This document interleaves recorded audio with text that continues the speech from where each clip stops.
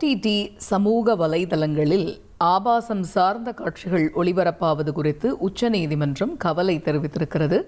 சமூக வலைதளங்களில் ஆபாச காட்சிகள் ஒளிபரப்புவதை தடுக்க போதுமான சட்டங்களை இயற்ற வேண்டும் என்றும் கருத்து தெரிவித்திருக்கிறது உச்சநீதிமன்றம்.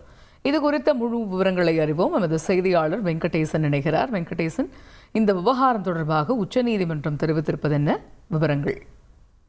வணக்கம். இந்த விவகாரம் தொடர்பாக மது மோர்கர் தாக்கல் செய்த பொதுநல மனுவில் ஆபாசம் சார்ந்த காட்சிகள் குறிப்பாக OTT மற்றும் சமூக வலைதளங்களில் ஒளிபரப்பாவதாகவும் இதற்கு தணிக்கை தேவை என்றும் இது தொடர்பாக விரிவான உத்தரவை வழிகாட்டு நெறிமுறைகளை மத்திய அரசுக்கு உத்தரவிட வேண்டும் என கோரினார். இந்த பொதுநல மனுவை உச்சநீதிமன்ற நீதிபதிகள் BR கவாய், AG மசி ஆகியோர் அடங்கிய அமர்வு விசாரித்தது.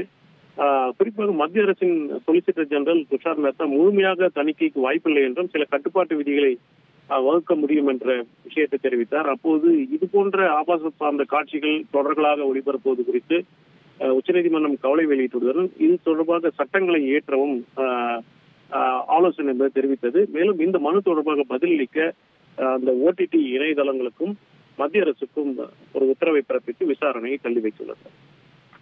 தகவல்களுக்கு நன்றி வெங்கடேஷ். செய்திகளை உடனுக்குடன் தெரிந்து கொள்ள உடனே சப்ஸ்கிரைப் பண்ணுங்க.